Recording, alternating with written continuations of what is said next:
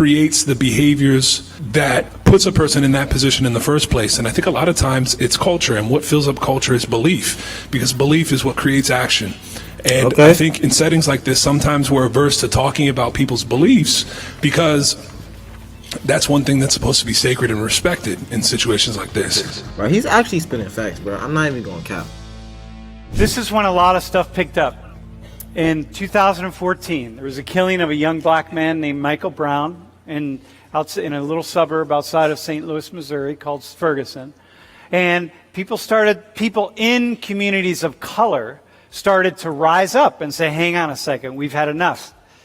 And, other people are looking in saying, what are they? I remember that happening. That happened when I was real young. I don't remember any of the details.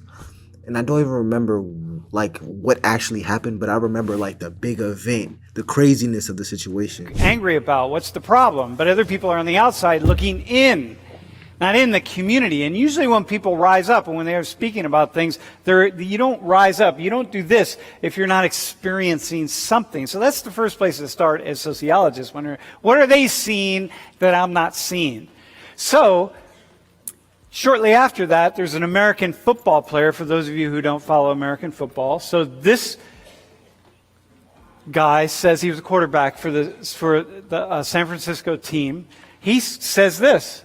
He says, I'm not going to stand. So before every game, if you're not from the U.S., before every sporting event, almost everyone. I am not going to stand up to show pride in a flag for a country that oppresses black people and people of color. To me, this is bigger than football, and it would be selfish on my part to look the other way. I understand, what inspired Colin Kaepernick to do that. I don't agree with the method of doing it. I don't think kneeling for a flag, I don't think kneeling for a flag shows that you are standing up for black people or that you want change in the country. Because I think the fact that you even have the ability to kneel for a flag shows that the country is in a good place, because if you were in a dictatorship or even a third world country, you wouldn't even be in the position that you're in to do something like this. But that's a different perspective. I think the fact you're even able to do that shows how privileged you are. And because you believe black people are oppressed, that's your belief. But I don't think kneeling for a flag, helped in that situation. But, Days we play the national anthem, and he said, I'm not going to stand up for that. So what he did was he initially sat down. Then another player came to him who was a former, had joined the U.S. Army. I think he was in the Green Berets, and he played football. And he came to him and he said, you know what, it'd be really much better if instead of sitting down, you actually just knelt, just took a knee as a form of protest.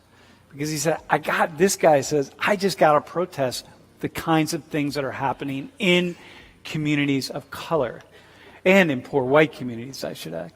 So people started taking knees, and it's a big deal. And you know this. Many of you have read an article.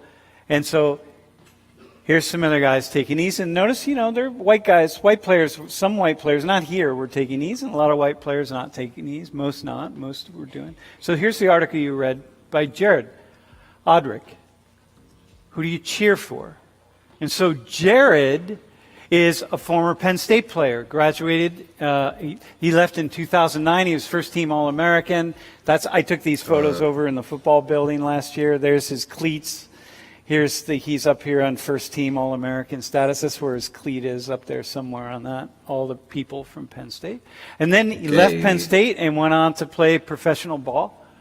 First was drafted by Miami and then went to Jacksonville. And Jared's one of these. Penn State actually has a pretty good football team, if y'all don't know. And this university is Penn State. But the reason I really don't, get kneeling, let's say something bad happens in the country, something crazy happens, and you are on a football or a national basketball or national football team, and you do take a knee, what exactly are you communicating? Are you implying that the people who are also on your team who don't take a knee are not thinking about the negative thing that happened? That's all I'm trying to say. I'm trying to say, like, what message are you trying to get across? Because when I see it, let's say you're on a NFL team and half the team takes a knee and the other half doesn't. When I look at that, I don't think, well, the people who take a knee really do care about this issue and the people who are standing don't. I don't think that.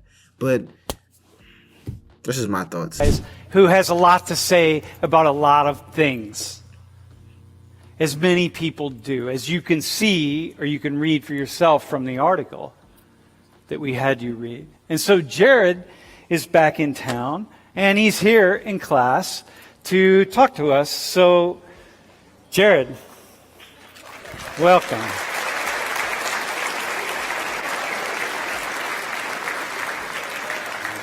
You are the only guest at this point in time. That guy I is hope there'll be huge. more. Who's wearing shorts? Yeah, somebody just told me I was working with a writer and producer in New York on a script, and he's like, "You're one of those guys that always wear shorts and like never, the guys who like hit their 30s and still wear shorts and never take on the same amount of responsibility as the rest of society." And I'm like, "Yeah, that is me." At Penn State Sorry campuses, for the quads. It's the white frat guys who wear shorts all year long, as you'll remember. Hey, by the way, just as a quick start out, just given what I said, like, what's your take on? I know your mind is just, this dude's mind never stops. So, like, where did it go when you were sitting here and I was talking and AJ was talking? Where did it go? Well, it went directly to a student that I noticed in the crowd that was kind of fidgeting when you guys were talking about some of the statistics, because there's statistics tell a story, but there's also a lot of just as we're talking about hidden statistics or hidden reasons within the structures of our society that tell a story. I think there's other cultural factors that end up going into the reasons that people get narratives attached to them, and then also higher arrest rates, and that's one thing that I pulled him aside and we spoke about, is what makes up what creates the behaviors that puts a person in that position in the first place. And I think a lot of times it's culture, and what fills up culture is belief, because belief is what creates action. And I think in settings like this, sometimes we're averse to talking about people's beliefs, because that's one thing that's supposed to be sacred and respected in situations like this. And so, I think the student that I pulled aside was upset because he felt that there was so much left out of the conversation that statistics may or may not tell a story of. And I think what I start to think of is when you say stuff like this, these hidden narratives or hidden mechanisms within society, I start to think of structural functionalism. And Bro, he's actually spinning facts, bro. I'm not even going to cap. Because if you think about it, when something happens in a community, they automatically say, "Oh, it's a black thing. Black people." But sometimes it's not even about being black. It could just be about the culture that you grew up in. And it doesn't automatically mean you're black or white. And when I hear that, I low-key get a little bit upset, because just because something happens to a black person does not mean it's black culture. And I'm tired of seeing that or hearing that narrative being pushed. Like, it's not true. And every time I see it in public, because a lot of companies ran with it, a lot of people ran with it, it's just not accurate. And the other shoe is true too. It's just because something happens to a white person or a white person does something, it does not mean it is white culture. Or y'all get what I'm saying. It doesn't mean it's the entire culture of white people because a white person does something. Or it's the entire culture of black people because a black person does something. I'm tired of hearing that, bro. It's not accurate. And how the people that fall underneath, which is a majority of us, which we're all here at Penn State. Penn State is a structure, right? Education is a structure. These large structures that actually don't have, we're in a classroom. You're sitting, your feet are on carpet, your asses are in seats, right? But can I give you Penn State, right? I can't put it in my hand and give it to you, right? So it's an idea. And so because of structural functionalism, what I mean by that is structures will make decisions and interact with the people underneath them based upon what's best for the structure, not necessarily what's based upon what's best for the individuals that fill them up, right? And so then I start thinking about, well, who are the easiest people to facilitate what this structure needs, right? And I wrote these notes because I know I always forget stuff. And so then I wrote, I wrote a couple pages of notes while I'm right over there just listening to that. Unseen sociological forces. Institutional racism seems to be more like structural functionalism, the treatment of people who fill up the structures. Racism is a byproduct of economics and the illusions of power. The most socioeconomically vulnerable are the slaves to large societal structures. They're the easiest to facilitate the function of the large governmental and capitalistic structures. I think some groups are more advanced than other groups based upon their culture, becoming implicitly embedded in their actions and their beliefs. Bro, that is true.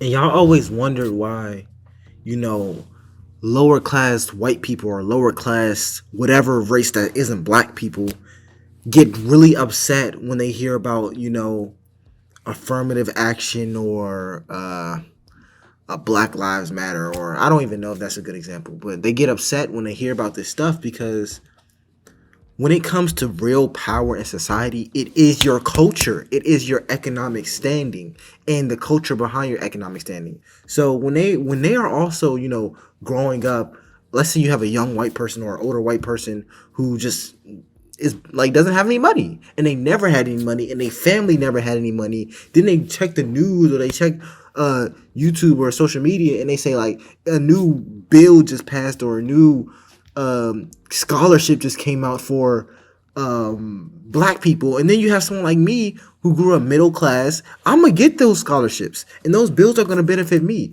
but what about these other people? That's why when I hear this stuff, I understand. Like it's not really your race. Race, of course, goes into a lot of things, but it's really your culture, your economic standing, bro.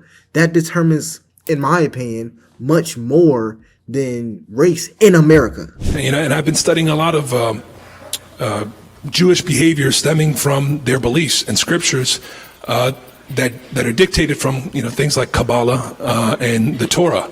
And when I study those things, and then when you see the behaviors that happen, and a lot of the people that I interact with, or at least one of my mentors, who's a physical trainer of mine in Toronto, who's Israeli, started bringing me around for Shabbat and Friday dinner and some of the other things that they have within their culture that's embedded within their culture.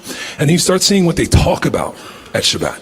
You start seeing the filtration system that is their family for their behaviors. Right? When you're sitting down at a Friday dinner and you have your uncle, your cousin, your brother, your mother all asking you, well, who are you dating? Right? What are you doing? What is your job doing? How much money are you making? Well, what is that woman doing? Is she Jewish? All of these things end up filtrating your behavior and making sure that it's aligned with the family's principles and the culture in which you exist or that you come from. Bro, you gotta give him a standing ovation, bro. Bro. I've been saying this for so long, bro. It is crazy how like people have disagreed with me on my channel. People have did this, people have did that. When he's literally saying the same thing. This is why I say I don't really side with a conservative or a liberal. I just try to make sense. When I hear about the crazy things happening, a lot of it is literally culture. And people try to push agendas one way or the other way. But at the end of the day, we're all people, bro. And we do have skin color, obviously. I'm black. You're white or black. I don't know what race you are. But we're people. And our traits do affect our lives. But what really, really, really affects our lives more is where did we grow up?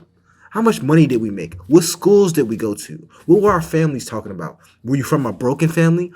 Bro, these traits determine so much. But when you look in the media, they try to dumb it down to, oh, you're black, oh, you're right. No, I don't even know how that makes sense. But anyways, let's finish this video out, man. And so when I start thinking about that, I start thinking about the other cultures that fill up America and what they're being filled up with culturally that then predicate their behaviors and then lead them into these situations. And I think that's what the one student that I was speaking to, wants to talk about. But I understand the context of this conversation is about the numbers. And they tell a different story, right? But I think there's plenty of things that are underneath all of these numbers that can add context to these conversations. I mean, that's where my head went. And And I don't know if that applies fully. Sometimes I abstract. I followed you, man. See, but this is the thing, is that like I didn't get to talk like this or think like this while I was here playing football because I was so concerned about Saturday.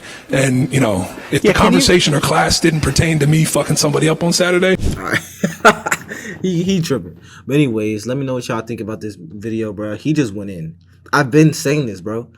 Probably not exactly what he said, but y'all get the message. Let me know if you have any suggestions, and I'll see y'all next time.